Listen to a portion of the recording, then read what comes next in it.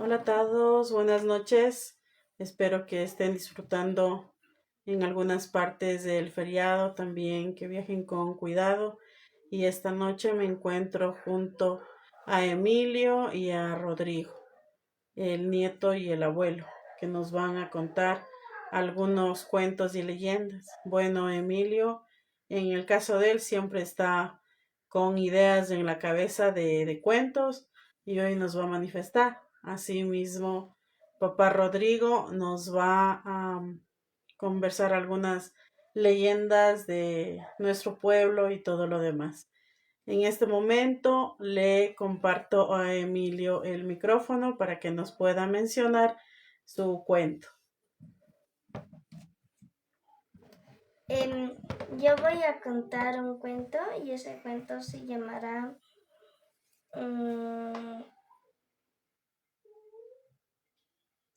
El señor que pasa por las casas. Adelante, dile tú. Entonces dile pues. Ah, a continuación mi abuelito va a decir el cuento. Bueno, mío no es un cuento, sino casi se puede decir una cosa que nos pasó cuando éramos niños. Antes, como ustedes recordarán, había la costumbre y la necesidad de cuidar las cementerios de los choclos porque se robaban durante la noche. Entonces nuestros papás nos enviaban de ahí de la casa de Guasuntos, nos enviaban a Canal, ahí teníamos nuestras cementeras y nos íbamos a cuidar. Y éramos tres muchachos que íbamos, en eso está incluido mi persona, mi ñaño Telmo y un amigo que era del barrio, que era un empleado del compadre Florencio Cruz, que se llamaba Pablo Llama. Entonces los tres nos reuníamos siempre para bajar y irnos a la cementera. Era una noche de un viernes, bajamos como a las 7 de la noche de nuestra casa. Entonces nos íbamos visitando primeramente a mi abuelita que vivía en un sitio en el barrio que se llamaba Pozo Huayco, y era con la intención de ir pidiéndole alguna cosita de comer. Entonces mi abuelita esa noche había estado recién cocinando y dijo, espérense un rato, que ya mismo está la merienda, que vayan merendando. Entonces estábamos sentados al lado de mi abuelita y ella cocinaba y ella tenía la costumbre de estar rezando, rezando y cocinando, haciendo las cosas. Pero en eso, digamos, como antes había, para preparar los alimentos, primero cogían, en el caso de hacer un morocho, cogía el morocho ese rato, moler en la piedra y luego preparar y todo eso. Entonces ya se hizo de noche y nosotros estábamos ya quedándonos dormidos. Entonces cuando oímos un golpear tras de la casa que hacía pum, pum, pum, y nosotros nos llenamos de miedo, pues, y mi abuelita, como ya era ya mayorcita, ella casi ya no escuchaba mucho, pero de todas maneras nosotros le decimos, ¿qué será que están haciendo atrás de la casa? Entonces mi abuelita dice, vayan a venir viendo qué es lo que pasa. Era como que bajaban rodando unas piedras y del carretero atrás de la casa y que iban a caer en la culata de la casa, pero no fue así. Nosotros armándonos de valor salimos tras de la casa y ¿qué había sido? Que mi abuelita había hecho encargo a un burro, a un paisano de Totoras que había venido con papas y el burro había estado manoteándose y nosotros muertos de miedo adentro diciendo que es algo fuera de sí para hacernos tener miedo. Bueno, en eso, ya entre una cosa, otra cosa, entonces ya merendamos todo eso y ahora, bueno, nos vamos a Canal, de ahí más o menos había un par de kilómetros para llegar allá a la cementera. Y había que salir un chaquiñán de la casa de mi abuelita al carretero que va a Pumayacta. Y entonces ya salimos de ahí y llegamos a una travesía que estaba los terrenos del señor Domilio Brito. Entonces era la noche clara, todavía estaba noche de luna, y empezaron a lanzarnos unas piedras de encima de la cementera. Entonces nosotros, bueno, así un poco malcriados, se podría decir, íbamos respondiéndoles, diciendo que son algunos chistosos los que estaban cuidando la cementera, algo de eso. Pero nosotros veíamos que caían las piedras y que caían en el suelo, pero nunca nos tocó una piedra a nadie de los tres. Caía siempre a los lados, adelante o atrás, pero no nos tocaba. Entonces así nos íbamos casi una travesía de unos 300 metros que nos lanzaron así las piedras. Y bueno, pues ya íbamos más allá, ya se acabó ese terreno que era de propiedad del señor Brito. Entonces ya empezó el terreno más parejo. En eso nos íbamos ya burlando, nos decíamos, ¿cuál de los tres nos seremos bautizados? Y el más dudoso era este amigo que nosotros teníamos, que era este Pablo, pues. Y bueno, ya como sea, llegamos entre chistes, entre miedo, llegamos a la cementera de Canal. Había una piedra bien grande que por dentro era una especie de cueva, y como empezó a paramear, entonces nos metimos dentro de la piedra. En eso ya hemos quedado un poco dormidos cuando empezó a llover más, y nos recordamos es por el sonido de la piedra, que hizo un sonido grande, era como que explotó algo. Entonces nos levantamos sobresaltos y nos fuimos a la cementera, primeramente de los patrones de Pablo, y dimos la vuelta al terreno así, silbando, pero ya más brevecito, ya habíamos puesto un poco de humo ahí en la orilla del terreno, y nuestra cementera estaba al pie casi al pie de la piedra esa donde estábamos nosotros, que era una especie de refugio. Entonces cuando empezó a paramear más duro y a llover más duro, pues y ya nos mojamos. Entonces decíamos, ¿y ahora qué hacemos? Así que está lloviendo y en que vamos a recibir las aguas y el frío de la noche y más a la madrugada. Entonces decimos, chuti, que pondremos humo, lo que sea, y vámonos a dormir donde la abuelita. Y así hicimos, entonces bajamos rodeando, pero ya no volvimos por el carretero por el temor de las piedras.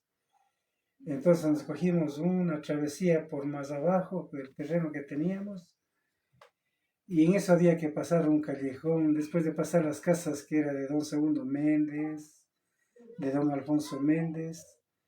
Había un camino que iba hacia el través por los terrenos de Gabino Palaquibay.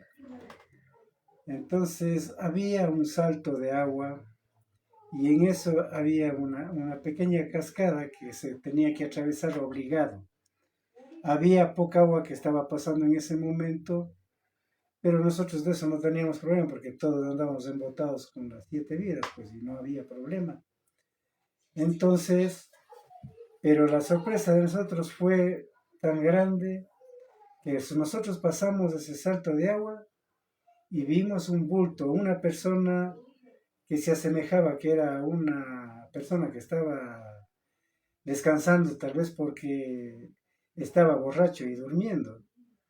Pero la sorpresa de nosotros fue después de haber pasado, que se puede decir, saltando el cuerpo de él, que nos vamos dando cuenta de que era una persona tan larga de que toda la espalda estaba arrimado en el espaldar del camino, y todo lo que es las sentaderas y parte de los muslos estaba atravesado el camino, y las piernas de las rodillas para abajo todavía cruzaba para abajo o sea, se colgaba abajo del cerco del camino.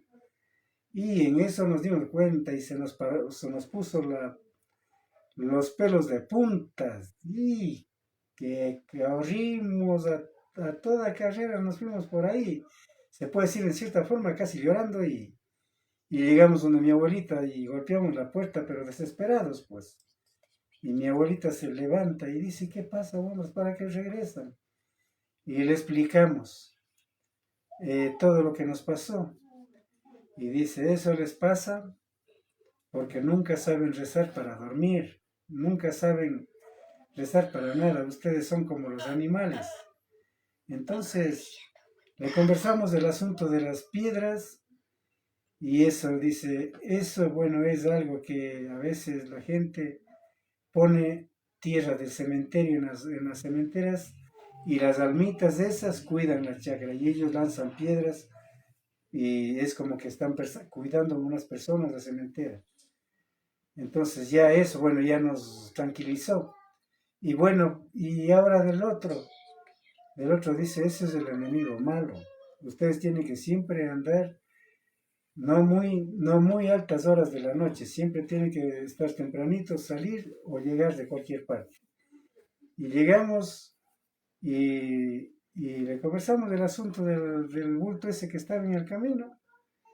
Y entonces dice, mañana nos vamos de mañanita a traer la hierba para los animales y me voy indicando a dónde está o a dónde estaba. Y regresamos ya con ella, con más confianza, como a las 5 de la mañana. Y en verdad ya no apareció nada. No sé si fue visión nuestra, pero el asunto fue que nos espantamos bastante. Y ya nos quedó, como se puede decir, un miedo de irnos por ese camino cuando llegaba ya las noches. Y ese fue el caso que nos pasó más o menos cuando yo era niño de unos 9 a 10 años, tal vez. Gracias. Bueno, ahora le toca a el Emilio como ha anunciado su cuento. Por favor, Emilio, compártenos en lo tuyo. Buenas noches, mi cuento es de un señor que pasa por las noches dando caramelos, pero este señor mata a los niños cuando ellos se van a dormir. Hace muchos años atrás había un señor el cual daba caramelos a los niños en tiempo de Pascua o en el Día del Escudo Nacional. Y el señor les sabía dar caramelos para que se desmayen. Esos caramelos tenían sustancias ahí adentro y hacía que los niños se desmayen. Después el señor entraba a las casas y los mataba. En unos tiempos adelante, el señor que mataba a la gente fue descubierto, pero se fue a otro país y se fue a Colombia. Y entonces un primo pequeño se quedó solo en casa con su otro primo mayor y estaban desvelándose, pero el señor apareció en otra casa con sus vecinos y vio cómo le daba los caramelos a otro niño y después el señor los asesinaba con un hacha o con una pistola. Y escuchaban los gritos desde atrás. Y el hermano pequeño dijo que van a aceptar los caramelos, pero no se van a desmayar. Se los van a comer a los caramelos, dijo el señor. Y después llegó el señor, les dio los caramelos y los niños pusieron los caramelos en otra canasta y dijeron, muchas gracias, señor, y le dieron los mismos caramelos. Vieron cómo el señor se los comía y vieron cómo se desmayaba. Lo llevaron a su casa y después lo encerraron en el atrio. Los niños estaban sacrificando al Señor muy brutalmente para un culto del diablo. Y después tomaron su sangre y sus entrañas la pusieron en un vaso para el diablo. Hicieron la estrella del diablo y después apareció fuego y apareció una serpiente. La serpiente se comió las entrañas del hombre y el hombre después revivió en un águila. El águila mataba a todos los animales, incluso a las ardillas y más animales salvajes. Y después los niños se encontraron con el águila matando a un gato bebé.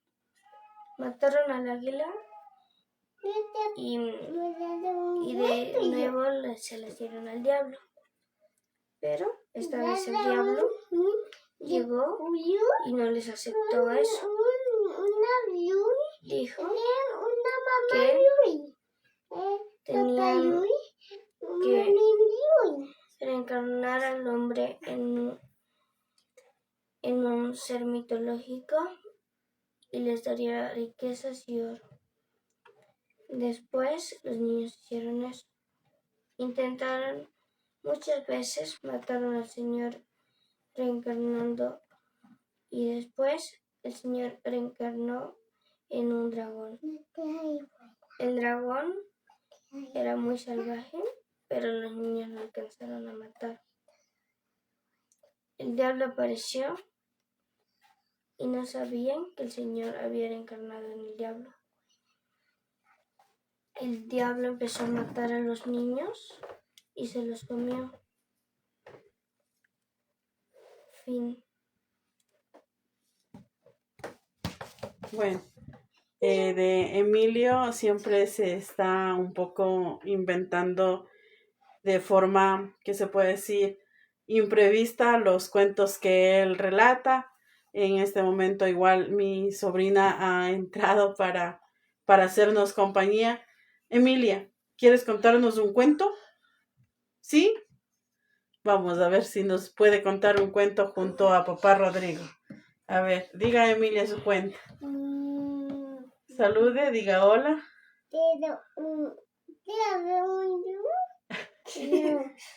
Ya. Que digan, cuente. Es muy pequeña aún. Papá, ¿quiere usted contar un cuento más? Igual. Y a ver, cuente. Ya, es muy grande. Y a ver, entonces cuente o cante una canción.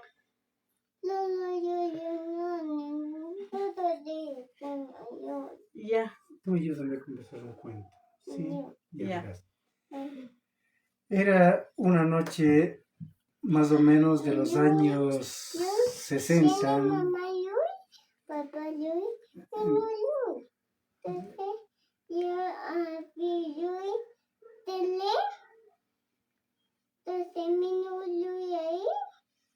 Ya.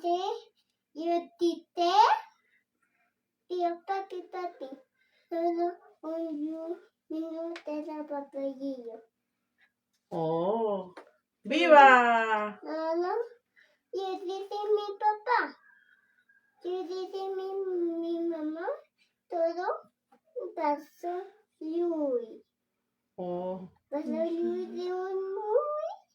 Entonces pasó coño mi papayillo. Entonces yo quité mi mamá y mi mami tiene un Luis, y luego vino una mamá bien. Ya, mi hija, muy bien. Dale un tato así. Un dale. Sí. Un tato menos dale. Un tato de dale. Todo mino tiene pata. Huevo. Vuela yo. Tengo una vez abuela. Ya está con sueño y ya vaya a dormir. Un huevo, esto, un huevo, tata. Un tato de mi niño. ¿Cuál gato quieres? Este de tata rosa. ¿Y este? Ay, que siente en la cama. Un tato lleno de un gato. Bien. Sí. Ahora sí voy a estar con la tía. Ok. Ya, ok. Perdón. No, una sueño que tengo. Ya. Baja. Eso, ya voy yo, ¿no?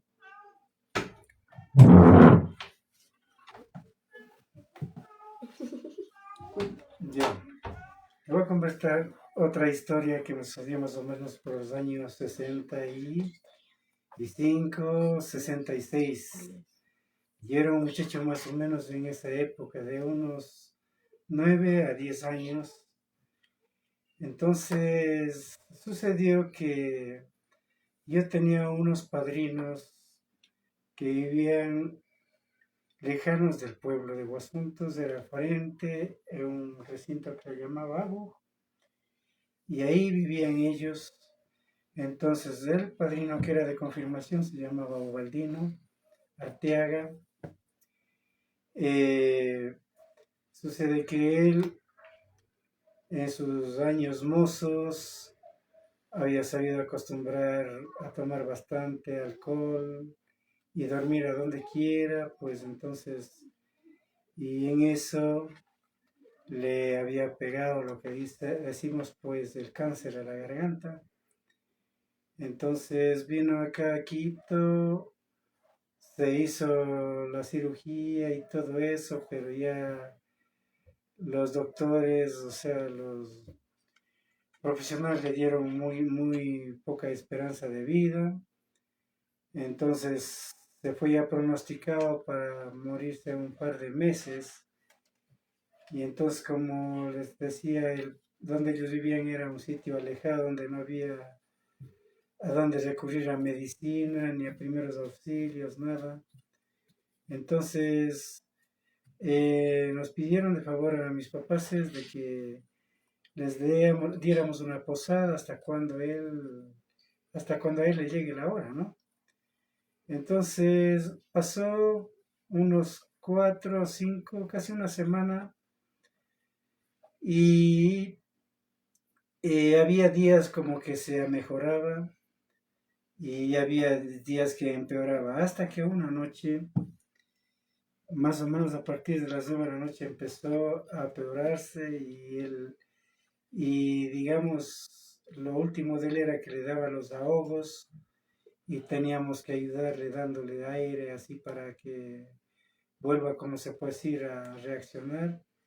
Pero esa noche ya por más que puesto que hicimos dándole aire ya no reaccionaba y él estaba consciente de lo que le estaba pasando porque él se agarraba con las manos, se agarraba del arriero de la cama para no salir, como se puede decir, corriendo porque se desesperaba.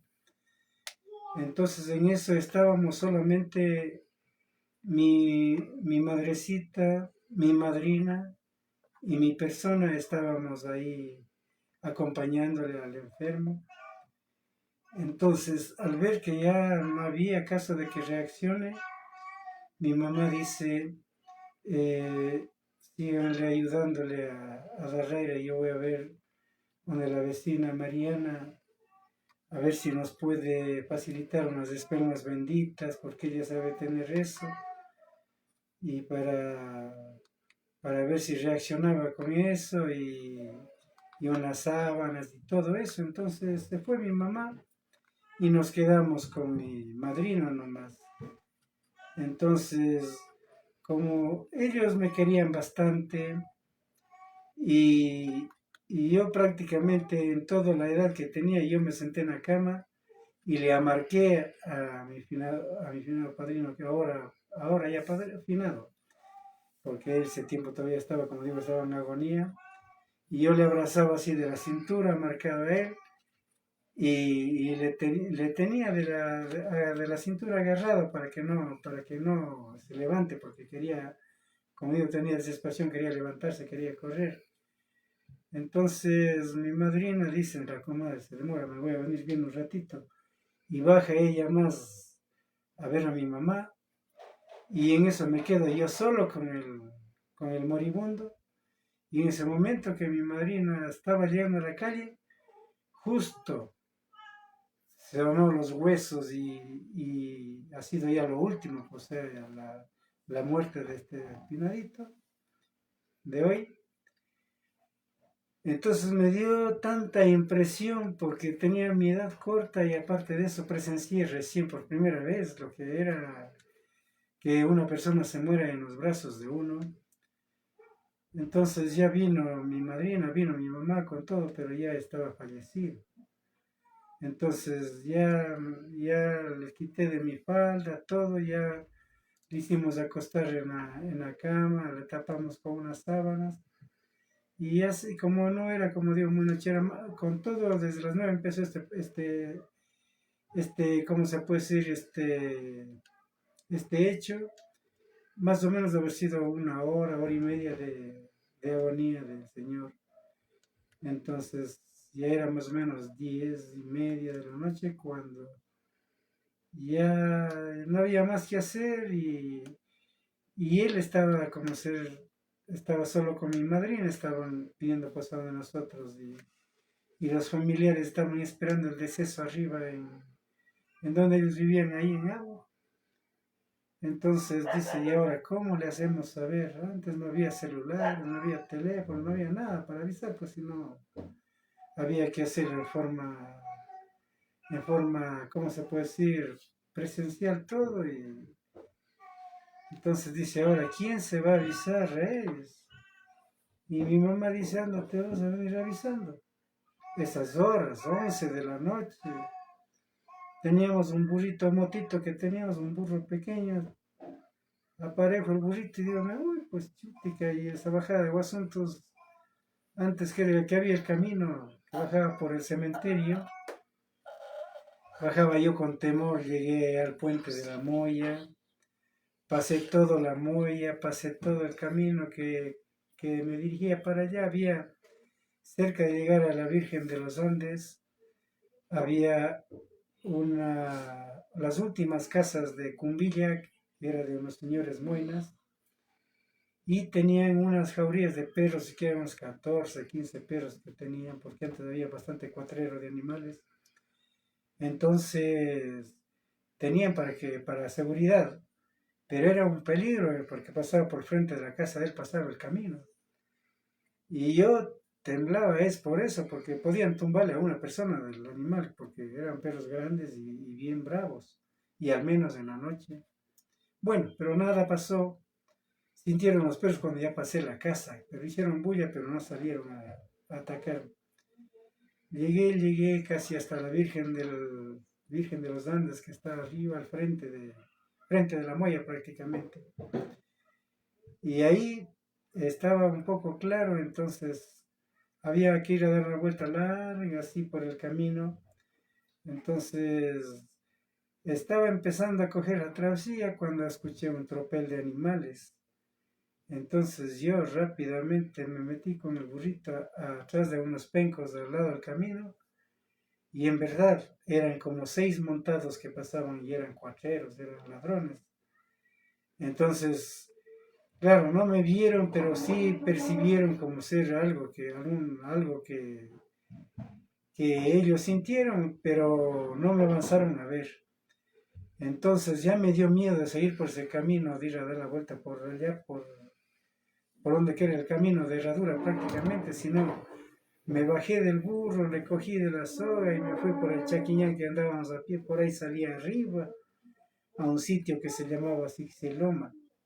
Bueno, ahí ya me tranquilicé un poco, ya me iba más del miedo, me iba silbando, silbando así, hasta que yo llegué sería siquiera a las 12:30 de la noche, frente al caserío donde ellos vivían, y ese punto se llamaba Natu.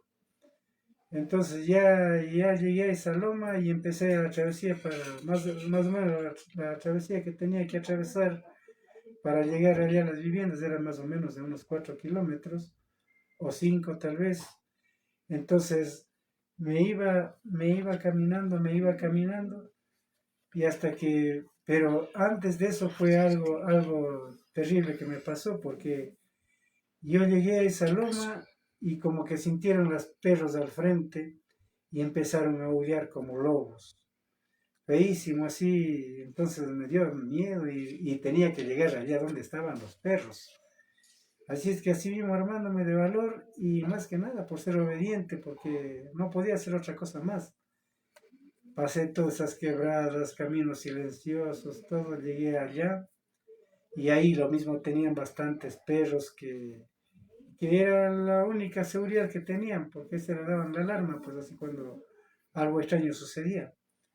Entonces sintieron ya los perros y salieron a atacarme, pero como ya me conocían, como yo siempre me iba los fines de semana allá, entonces ya no pasó nada. Entonces ya llegué allá a la vivienda, entonces hablé con los deudos que estaban allá, la hija, el yerno, las personas más, ¿cómo se puede decir?, pudientes para poder hacer cualquier cosa.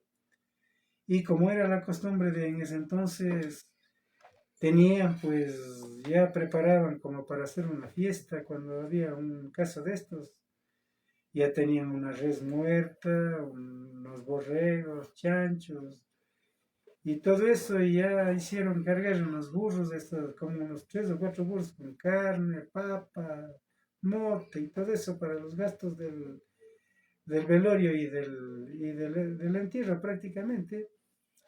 Entonces, ya ellos más o menos tipo 2:30, 3 de la mañana ya iniciaron el viaje de nuevo para bajar al pueblo, ya para afrontar, como se puede decir, las consecuencias, pues. Entonces a mí mi hermana, que dicen de cuando uno es ahijado de los veteranos, ellos tienen una hija, dicen Huiñachi hermana, algo de eso, creo que es el, la costumbre que le llaman a uno.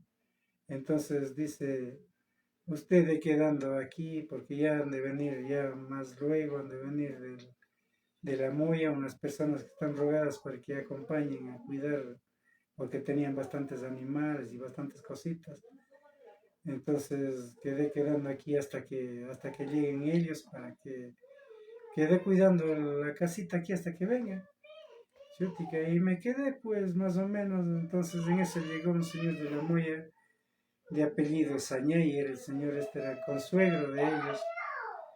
Entonces ya llegó con 2 hijos también que tenía más o menos de mi edad mismo en ese entonces, hasta que entonces ya quedamos, pero como ya desde más antes de eso ya habían tenido planificado de que cuando uno de los Arteagas se mueran arriba, ellos iban a asaltar ahí la casa. Entonces se fueron a venir trayendo a la gente que prácticamente iba a acompañarles, y en eso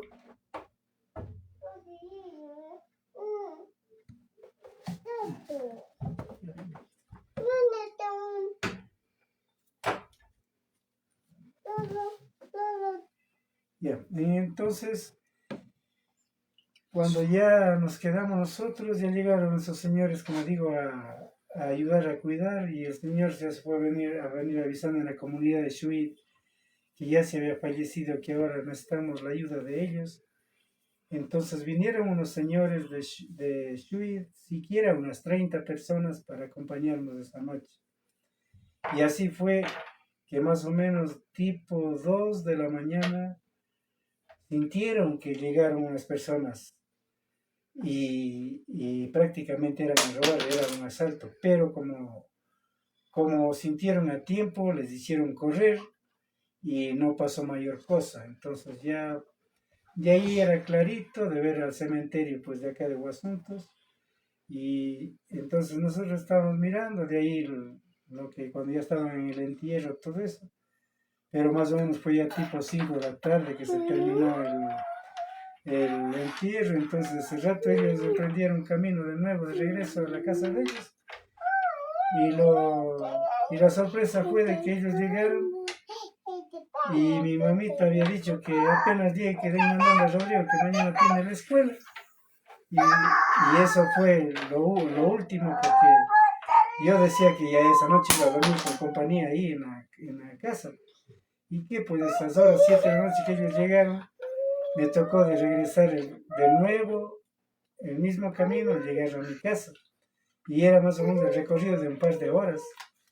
Claro, no era muy noche, pero con lo estresado que estaba por todos los acontecimientos que nos pasó, yo sí tenía miedo de todo, pero así avancé a llegar a las 9:30 de la noche en mi casa, y desde ahí me daba un temor de dormir en la cama donde que se murió el finadito, pues, y nuestros papás es como eran exigentes, que ahí tenía que dormir, y parece que de noche me abrazaba y algo de eso pasaba.